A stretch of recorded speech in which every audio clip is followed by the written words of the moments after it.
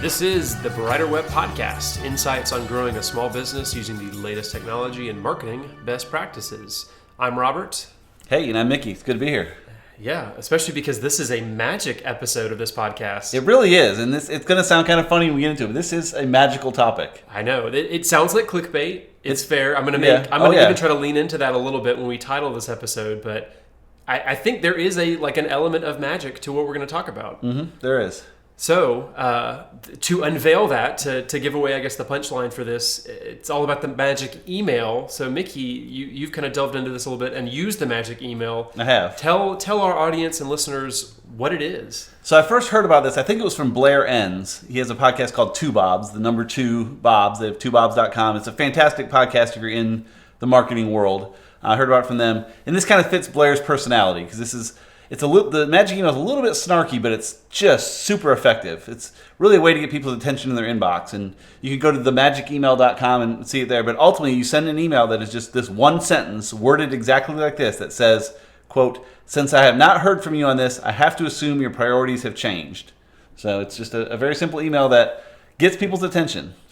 Yeah, so it's direct, it's to the point. Again, I have never actually used it before, and we're going to get into some of your experience actually having sent just this one sentence to people. Yep. But, I mean, from what you have shared with me and what you're about to share with everyone, it sounds like this works. So, when do you actually send that sentence? When do you send the magic email to people? Give us a scenario. Yeah, so really it's when all else has failed. The way we do marketing at GreenMellen, we don't do any cold outreach. So any leads we have came to us, either through our website or through SEO or through a friend or whatever. So I think it's a different situation. If it's a cold outreach, then you send that magic email, I think the snarkiness level goes up dramatically in that situation. Yes. But these are people that reach out to us, they're interested in working with us, and then they kind of just disappear. And they won't respond to emails, and maybe they're too busy, maybe they're not interested, maybe they went a different direction, but they just won't quite seal things up. And this usually gets their attention and gets an answer. And the answer is often, nope, we've taken care of it, but a no is the second best thing you can hear when you're in sales. I mean, you want a yes, but a no at least closes the book and moves on. So a recent example, there was a woman I was talking to off and on late last year, and I emailed her, I wrote down the dates here before here. I emailed her February 11th to check in, and then February 28th, and then May 9th, and then July 14th, every couple of months kind of saying, hey, here's a new project we did, what's going on with you? And didn't get a response to any of those. And so on August 8th, I sent her the magic email. I just said, since I have not heard from you on this, I have to assume your priorities have changed. And 26 minutes later, I got a response saying, no, my priorities haven't changed. I've been busy. I'm so sorry. We'll be in touch soon. And I think she's missed the last couple of emails since then. But, I mean, it works. I mean, people respond almost always within a half hour. I think it's basically, as soon as they see it in their inbox, they reply to it. And again, sometimes it's, no, you're right, my priorities have changed, I've gone a different direction, and that's fine too. Again, it closes the loop, but I can count so many of these where I can say, it was this date, it was a month later, and then it was 6 weeks later, then a month later, and just nothing, and then it was 23 minutes after the magic email went out that I got a response of some kind. So ultimately, this is, you haven't heard from somebody who you were interested in hearing back from. And they were interested in us. I mean, they reached out to us first, yeah. But you haven't heard from them in quite a while, and then you finally get to this point where you're like, I need to hear back from you one way or the other, and so you send this magic email that almost always gets a very quick response. Again, maybe not always what you want to hear, but the goal is just, I just want to hear from you and make sure that you're still alive. And I did the math on it. We almost always, maybe overstating, I think about 60% reply to this, which again, these are people that have not replied to multiple emails over multiple months, and more than half reply instantly to this, which again, that's magical. It's fascinating. So you have multiple times mentioned a little how snarky this is, and again, the email, especially because of how short it is, how it's direct, it's blunt. So again, you have to kind of use this with caution. You shouldn't just throw the magic around willy-nilly. So what are some scenarios and cases when you shouldn't send this email? It really, I figure, and I guess the thing I line it up to is if it's a client I don't mind losing, I guess. And really, it's most all of them. If someone hasn't replied to multiple emails over multiple months, they're probably not going to be a great fit anyhow. So nothing to lose. Why not throw it out there?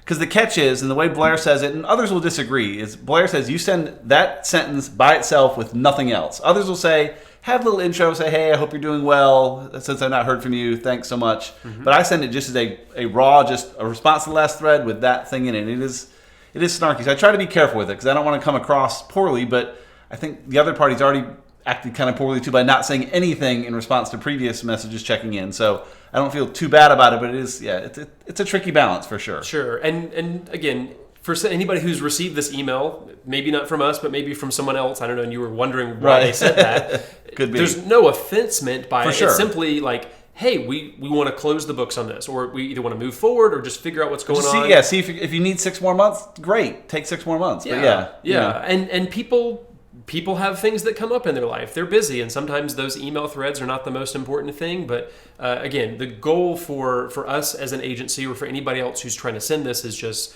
to figure out and get a definitive answer and be able to move on. And again, the goal with this, that's what the goal with this piece of communication is. So one of the most intriguing questions to get into is, why do you think this works? What about how this is phrased and the timing of it usually gets that magical quick response? Right, and that's the toughest part to answer. I've long said I need to dig more into the psychology of marketing because it's so fascinating the way people think and respond to things. But I think it's basically just kind of puts a little bit of time pressure on, saying, hey, your priorities have changed, and people will probably say, no, they haven't.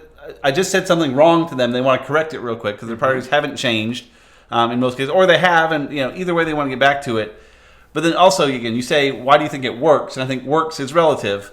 But again, a no, I guess it didn't work if we get a no, but it did, really. I'm happy to get a no. Not super happy, but sure. Again, to at least move on and focus on the next folks. Because I tend to, if someone reached out to us for help and we've had a great conversation, I have a really hard time letting that go until I just hear that they moved on. If they did, great. I wish them well, wish them the best. But I hate having that open loop in the system for someone that I've had great conversations with. And so this at least closes that loop one way or the other 60% of the time, which is good. I'll take that. I'd say, in really looking at it, we have very few that turn into good clients after this. We've had a few that have for sure, and so it helps. And again, the no's are good, but I think if it's the kind of client that doesn't respond over and over again, it's probably not going to work out anyhow. But you never know. Some people do have just a season of life where they're very busy, and just some people respond with that. Say, I'm so sorry, this last 6 months have been crazy. We're probably 3 more months till we get out of it once we hire this new person, and then I'll get back to you and say, great, I'll reach out in 3 months. We'll see how things are. But generally, they've moved on, or they have changed priorities, and this just confirms that, which is a win. I'll take that too. So to two of your points there. So I mean, in my humble opinion, I think one of the reasons why it's effective is a little bit of guilt, right? And that's one of the reasons why you need to use it sparingly, is because you're kind of guilting people to say, hey, you haven't responded to me in a little while. What's going on here? Like, that's kind of the subtext of what you're saying. In a way, good way to put it. Yeah, I agree with that. And then to your point about the definition of how it's working, how effective it actually is, I think the goal is, ultimately to get a response. And you're saying like 60% is a pretty good response rate for emails, especially if they haven't been followed up. Right, for the group that all of them have not followed up in 6 months or so, Correct, So for that goal, I mean, I do think it is very effective, right? Whether or not it's actually generating a good lead that you're ultimately going to work with, or a good client, or whatever that is, again, important, but less important because the ultimate goal of sending this email is out. I just want to figure out what's next here. I just want to get a response from you. And so in that way, it does kind of quote unquote work. Yep. Yeah, so check it out, themagicemail.com. Since I've not heard from you on this, I have to assume your priorities have changed. That simple. Okay. So if you have been, thank you for listening to this episode of the Brighter Web Podcast, brought to you by GreenMellen, a digital marketing agency. To help your business keep up with the latest digital marketing trends, check us out at greenmellen.com. You can also find show notes for this episode and more at abrighterweb.com.